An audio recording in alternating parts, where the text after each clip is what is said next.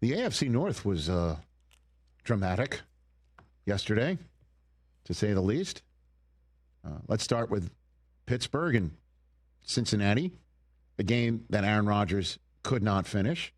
All eyes on the newswire today, the left wrist that Rodgers was seen wincing and holding that knocked him out of the game and brought in Mason Rudolph, speaking of an overreaction Monday subject from a couple weeks ago, to bring in Mason and sit Aaron Rodgers down, which is the only way that would happen is if he's hurt, and it does appear that he is now. And I hope he's not significantly hurt for two reasons. One, I'd like to see the way that this story ends. And two, I'd like to see the chapter of this story that I've been looking forward to seeing so long, which is Rodgers going back to Soldier Field to take on a Bears team that's now in first place, like Rodgers' Steelers team still is. Because the defense did enough, and the offense with Mason Rudolph matriculated enough and put enough points on the board for the Steelers to survive and put the Bengals in quite the spot. Certainly if Jamar Chase is going to get a call from the league office. Because at one point in this game, when you see Jamar Chase jawing with Jalen Ramsey, well, that'll make you sit up in your chair. Certainly if flags are flying. And according to Jalen Ramsey, that wasn't the only thing that was flying. He said Jamar Chase spat at him. Roll it. He spit on me, so it's up. I don't give a about football after that, respectfully. I'm always going to be all for trash talking, stuff like that. I actually enjoy that part of the game. I think people know that.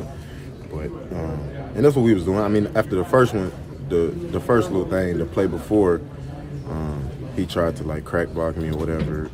You know what I mean? I got up off that, and then we got up talking or whatever, and he snatched my mouthpiece off my face mask. And then that's when I mushed his face mask, and then whatever. That was just a little scuffle. But the refs told us right there, like, hey, y'all chill, no more of this. Cool, so, you know, I'm knowing, like, all right, no more, you know, let's talk shit, but let's keep it clean so, everybody's staying in, whatever. The next play, same shit. We was talking shit for real, which I'm cool with. And then, yeah, as soon as he spit, it was that. Ooh, man. League office is apparently looking into it. You look at the tape, it sure looks like something was flying. Yeah. Jamar Chase said nothing of the case happened. Hit it. He was saying that you spit on him. Did you spit on him? I ain't never opened my mouth to that guy. What do you think prompted the reaction from him? Well, he don't like some of the words I told him. We've been going back and forth the whole time, so I'm sure some got under his skin. So it was building the whole game, it just wasn't on that drive. And the first time we had a altercation, and then it was the second time. Is that the first time in your career anybody's ever punched you in a game? You seen me get punched? Looked like you threw a punch. So, just to be clear, you did not spit on him at all. That's what he's saying. I ain't spit on nobody. Well, we'll find out. There's a moment in the tape where it sure looks like something happened to set Jalen Ramsey off. Again, we'll find out. League is going to look into it. I don't know what that is connecting their two helmets, but it doesn't look good. Certainly, as we know, according to Ramsey, it's not his mouthpiece. So, and the league's going to have to do something about it because, and the league needs to, if something happened, the league needs to basically say what it does on occasion when no flags fly for hip drop tackles and something like that. We're watching, we're seeing that, eye in the sky doesn't lie. And spitting is just, again, let's see what the league has to say. It's now one guy's word, Pro Bowler's word against another Pro Bowler. It's unfortunate that these two guys don't get along. How could they? I don't know. You're professionals at the end of the day. That's the most unprofessional act that you can say out there other than certain words that you're never supposed to say in society if it's ever said on a field. But the bottom line is the Bengals need Jamar Chase. Because if Joe Burrow is going to come back and play any meaningful football, Jamar Chase being out ain't it. certainly if you're Zach Taylor and your job's on the line, which I believe it is right now. Although, do me a favor, will you look up, I should know this off the top of my head, or at least look it up before, but it just popped into my head. When you look up what his contractual status is? Sure. Because as you know, Mike Brown never wants to pay somebody to not work for him. He is signed through the end of next season. Yeah. That might let him keep his job. Do you lame duck him, though? Ask Marvin Lewis. Yeah. Why do you think Marvin Lewis got as long of a time he did on the sideline? Zach Taylor's at least been to a Super Bowl. I'm just saying. Ask any fan who just thought the end of the Marvin Lewis era needed to happen, and it was just like we have the drop. Yeah. And the drop is there for a reason, that we play this drop every single time a Bengal sort of gets his financial wings. Yeah. You know? It's a Velcro wallet ripping open. So I don't think Zach Taylor's going to lose his job just because of that. But in case the Brown family decides to tell Zach Taylor you get a year off, I don't think there's anything on the line. But if you're taking on New England at home next, you better have Jamar Chase on the field. And Jamar Chase, if he did what Jalen Ramsey said he would do, which doesn't sound like him, he won't be there. Yeah. And he might not be there on Thanksgiving night either.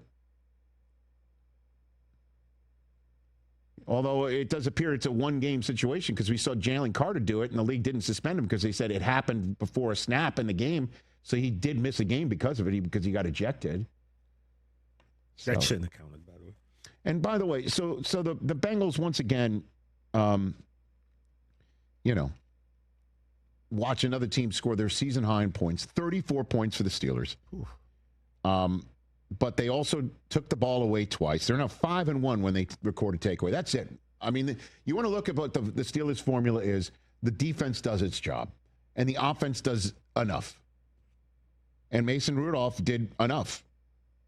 He had 118.5 passer rating, and he completed 75% of his passes. That's what you need to see, man, when he came in the second half. And Gainwell had 81 receiving yards. DK Metcalf actually had 8 targets. And then there's the wagon, man. I don't know if there's anything more entertaining in football these days when Darnell Washington has yards after the catch. And by the way, every single Darnell Washington yard after a catch needs to be called by Kevin Harlan, who was thankfully on the mic for that moment. And he referred to the Bengals defenders that Washington ran through on his 31-yard reception that had 26 yards after the catch as bugs on a windshield. I think, oh, by the way, Kevin called that moment and Wembanyama windmill dunking off the inbounds pass on Draymond Green in the same weekend. That was awesome. We'll talk about that later. That's the formula. You want to know how the Steelers make the playoffs and hold off the Ravens? Play defense, get the takeaways, stay efficient on offense. And, of course, Steelers fans will tell you, will that give us a playoff win? Nope. Great question. I think we kind of know the answer to it, because if you take it, if the AFC North winner, I think when you see the Colts have 8 wins, the Patriots have 9 wins, and the Broncos have 9 wins, the AFC North winner is going to be your 4 seed, hosting the best possible wild card team, which may just be the Bills. On Saturday afternoon, first game up? No, sir. Oh, come on. There's still an AFC South winner that's going to most likely have to play. What if the Colts are the 1 seed? Okay. Maybe so. Listen, at the end of the day, is taking the ball away and being efficient enough going to beat Josh Allen? If you can run the football, you could beat Josh. Maybe. You could beat the Bills. Maybe.